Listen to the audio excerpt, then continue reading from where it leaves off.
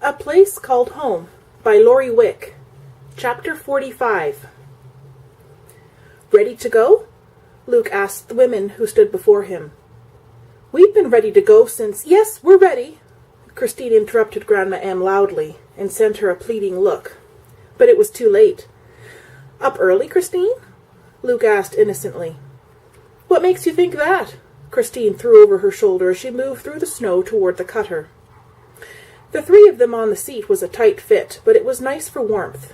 Christine was thankful that Luke had dropped the subject of when she awoke. She was not at all willing for him to know she had awakened very early and had paced until it was time to go. Luke had his own reasons for not rekindling the subject. He, too, had risen some 2 hours earlier than usual, and had made coffee, and tried to read, but ended up pacing just like Christine. Baxter was a world of white, much to Christine's enjoyment.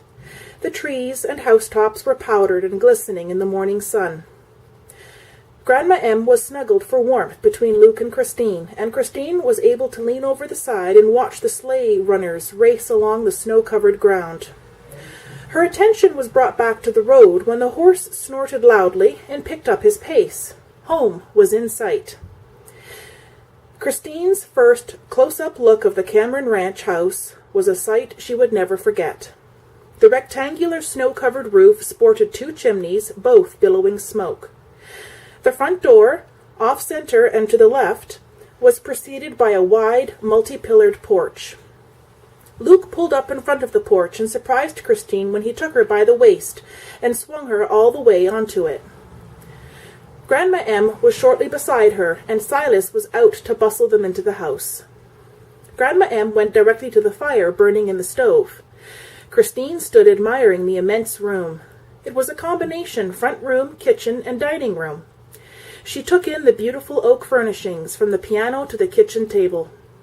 Everything was orderly, though not without its bachelor touches. A stack of papers spread across a table by the sofa, a pair of boots standing in the corner with socks dangling from the top. The atmosphere was welcoming, and this made Christine smile. I hope that smile means you approve. Luke was standing beside her, intently watching her face. I think your home is wonderful, Christine replied in all seriousness. Why don't I show you the stables before you take off your coat? Christine readily agreed. She and Luke walked down to the stables, Luke leading the horse and cutter. Christine stepped in, and when Luke threw the door open wide to admit the sleigh.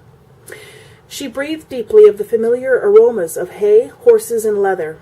Rows of windows allowed the November sun to stream in and took some of the chill from the air. Christine walked along the stalls, admiring the beautiful coats and healthy looks of the Camerons' quarter horses. Luke went to park the cutter and rub down his horse. Christine had continued her tour until she came to a stall that housed the most magnificent black stallion she'd ever seen. She stepped close to speak softly with him. Hello there, fella. What's your name? Oh, you are a beauty. You remind me of Raven. Who's Raven? Luke spoke from his place at Christine's side. She was growing accustomed to the way he could move so silently. Raven is my horse and Spooner. Is she as black as her name? Yes, I helped our coachman with her birth, and when he saw her, he said, She's as black as a raven's wing. The next day my grandfather reminded me she had been born after midnight and on my 16th birthday. He gave her to me, and I named her Raven. Christine stopped abruptly, feeling as though she were babbling, but Luke was fascinated. When is your birthday? Next month. What day? The 24th.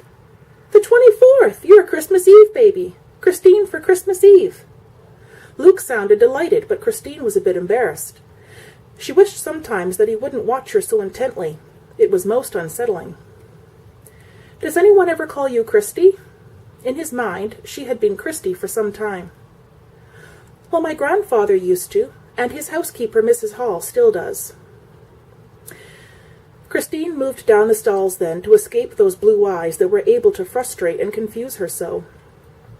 Luke followed along, giving a short history of any horse that Christine showed an interest in. She was delighted with several foals, and Luke returned to the subject of Raven's birth. They discussed it further, and he was impressed with how knowledgeable she was. They were about halfway through when Luke asked, "Are you warm enough?" "Oh, yes, this coat is very warm." "I don't think I've ever told you, but it looks wonderful on you." Christine hated herself for it, but she was embarrassed by the compliment, so she changed the subject. "Luke, I've been meaning to ask you, how did you get to Grandma M's ahead of me on the day my coat arrived?" "It's no great trick, Christine, I assure you," Luke answered with a smile. "You were so angry that you didn't even see me ride directly past you."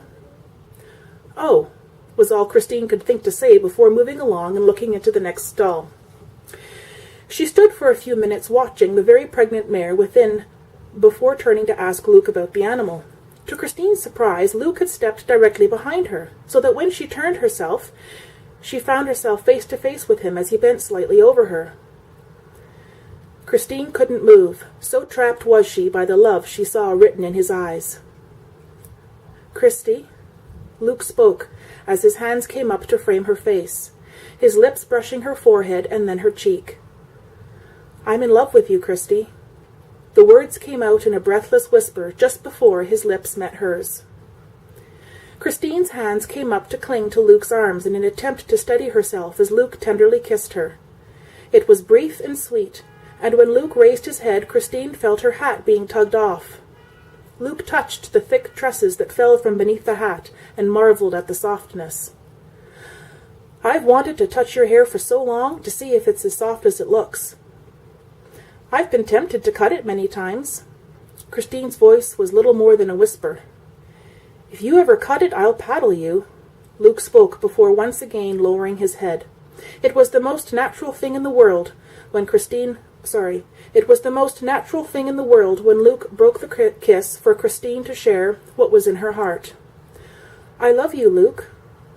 "Oh, Christy, I had begun to think I would never hear you say those words. I could see it in your eyes, but I was afraid you would be too shy to say them. When, Christy, when did you first know?" "The Sunday morning I spilled coffee on your pants, and you tried so hard not to show your irritation. When was it for you?" "Well, I must admit I was attracted to you immediately, but with you not knowing Christ, I took special care to keep the attraction in check. For me, it was the night of the fire. I knew when I carried you away from the barn that I wouldn't be feeling the way I did about almost losing you if I didn't love you." Christine beamed as she heard the words again. "Do you know how close you come to getting kissed every time I see that smile?" "I think so. It makes me a little bit afraid of you." "Really? I hadn't noticed." Christine shook her head at him. "Calvin is right. You are a terrible tease." They had begun to walk toward the door, but Luke stopped abruptly. "Christy, did I make you cry the Sunday I teased you at Mark and Sue's?" "No, it wasn't your teasing." She tried to keep walking, but Luke pulled her to him. "Please tell me, Christy." Christine hesitated and then sighed. "I had finally begun to admit to myself that I was in love with you, and when I saw you and Caroline on the couch together with Elizabeth, I thought it was hopeless." Christine's words came out with heavy reluctance, and she didn't look at Luke. "Caroline is so dainty and fair.